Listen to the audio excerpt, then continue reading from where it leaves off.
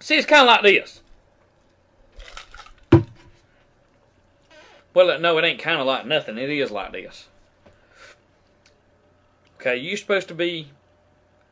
And the reason I stay on the preachers like I do is because there are good ones out there, but there's a bunch of devils too. They sold their soul for the collection plate. Just like the 12 private banks sold their soul to the devil to have all the power and the money for a season. Just like Woodrow Wilson sold his soul, just like Judas sold his soul, just like, hey, listen, and I could go on and on and on selling the souls for the money. You understand me? I have made some money in my life, but I chose to give it away and help people rather than be rich, because guess what? I don't know what I'd be if I was rich. I wouldn't be here talking to you. I wouldn't be doing my calling that God has called me to, see? Look, we did devotion last night, and scriptures were read. In the day also, my wife and I were sitting in the bedroom. And I was beside myself. Do I keep going on? Do I keep this channel? Do I quit? And, you know, she read some scriptures to me, and I was already reading the Bible. And, you know, God don't give me too much that I'll turn away from you. But give me enough that I don't starve to death, and my kids don't, and my wife don't. I mean, I'm happy. I'm content. I don't want the world as my oyster, if you'll let me say that. What I want is, when I die, you know, preaching the Word of God and coming against the New World Order, because I already seen it in a vision. I seen it years ago. I seen it, man. Lady, I've seen it. I saw my death. And I saw another man dying. And he was, I'm telling you, the more he preached, and the more I preached, and then bam, I saw my death. You know? Because I preached the Word of God. Not because I had all the weapons I've got. Not because I had all the food I've got. But because there comes a time when they will not endure sound doctrine. There comes a time, if you preach the Word of God, you will be killed for what you speak.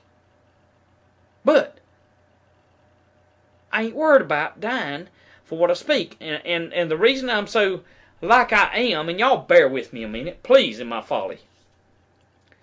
The reason I'm trying to be so careful about what I am and pulling these videos down because of the intelligence on them, I just don't want to die before my time is finished up with what God has me to do. It's not that I'm afraid of the New World Order. It's not that I'm afraid of keeping on. It's not that I'm afraid of being the watchman on the wall and shouting at the alarm. It's just that sometimes I don't always seek the face of God before I put intelligence out there. And you know what? It makes me a target. Am I putting myself on a... No, I'm not putting myself on a pedestal. I just don't want to die before God's through with me. Am I afraid of dying? You better bet your butt I'm not afraid of dying. It don't make no difference to me. I'm ready to rock and roll, baby. I'm ready to meet God. I'm ready to stand for Jesus. Because I'm going to be justified, and I'm going to be stamped not guilty because I've accepted Him and His blood's covered my sins. But I don't want to be all fleshly and die, you know, short of my time. Because there's a lot of people that do it. I just don't want to do that. I want to be wise as a serpent, but harmless as a dove. And that's why I'm trying to reconfigure what I'm doing and what information I'm putting out. I hope and pray to God in heaven y'all understand that. Because I got to tell you, y'all my family. I mean, I love y'all and die for y'all just like I will my own kids and my wife, man. Lady, I'm not playing with you. And for your kids too, if you're out there listening. I mean, if you've got kids and you got a wife or you got a husband, I will die for all of them. It's not a problem to me. I mean, we can kick butt and we can take names later. But I don't, if you understand what I'm trying to tell you, I don't want to be so fleshly into defeating the New World Order that God can't anoint me and spiritually use me to wake people up. I hope and pray that made sense. I hope I'm making sense to y'all. Man, I hope I am. I really hope I am. But anyway, let me go on and say what Jefferson said. Jefferson said, I believe the banking institutions have the issuing power of money. They're more dangerous to liberty than standing armies. Paper is poverty. What do you mean? See, Jefferson meant this. And, of course, I used to always love to preach illustrated messages. But y'all bear with me. What he meant was this. If we ever let this get in control, it's worthless. It's worthless. This is not backed by gold, my friend. We're in trouble. We have allowed, and I say we because, you know what? Like I said, every generation blames the one before. Why didn't they do something? Why didn't they? Well, here we are. Here's our chance to wake the mass of people up in America, to give them the truth, and hope and pray to God in heaven they wake up, man. Hope and pray that the blinders will come off their eyes, the scales will be lifted off, and the wax will come out of their ears, and they will be able to hear, be able to see where this nation is before it's everlasting too late. Well, what do you mean, end time? Well, here's what I'm telling you. It says, it is only the ghost of money and not money itself. What I just showed you, and I'll show you again. Look, I'll put it to you like this. All right, let's do this. Yep.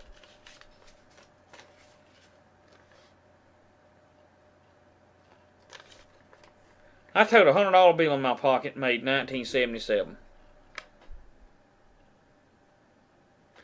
If I could, let's see, where's the date? Yep, there it is. Right beside that finger.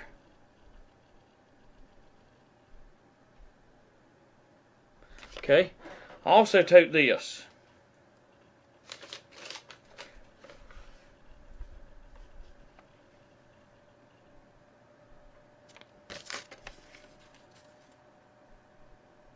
$2 bill. I took this and I took that. And the reason I told it didn't have the strip in it, and the $2 bill is green as a gourd. I got it from Westville, Georgia. And a lot of old timers go there and all, and we went there and we looked at some stuff, and anyway, I wound up with it, and we got some more 2s and some 50-cent pieces and all that. And I look at it and I think about the 60s and the 50s and, you know, and all back, way back when, and I think about when, you know, I remember the bicentennial. You know, people were all raving this and raving that, and, you know, even as a kid, I thought, something ain't right about this. Hey, something ain't right. Everybody's too for it. You know, they're all for it. Nobody's bucking against the system. You know, even as a kid, I said, man, something ain't right, dude. You know? And I don't know. Maybe I'm an idiot and you ought to just turn me off and change the channel or go watch something else. But all my life, I felt like they wanting something right. I wasn't really free, you know? I'm sure you felt that way. It's because you're not free and I'm not free. But there is a chance for us to fight for what's right. There's a chance for us to say, you know what? You may have been 12 private banks. You may have started your crap a long time ago. But you know what? We withdraw our consent to be slaves to you anymore. And I've already told y'all this on other videos. Look, the American people are the biggest slaves they've ever been. I don't care if you're black, white, brown, or slant-eyed, or polka-dotted, zebra-faced, whatever. You're still a slave. Because you allow the system to keep going just like it is. And I'll remind you, and I'm about out of time, the bailout money went to the private bankers. They didn't go to you, and they didn't go to me. They didn't help the foreclosures. They didn't help nothing. Yet we're fixing to pass, or when I say we, the Communist Socialist Republic of America is going to pass another bailout and stimulus. I'll be back.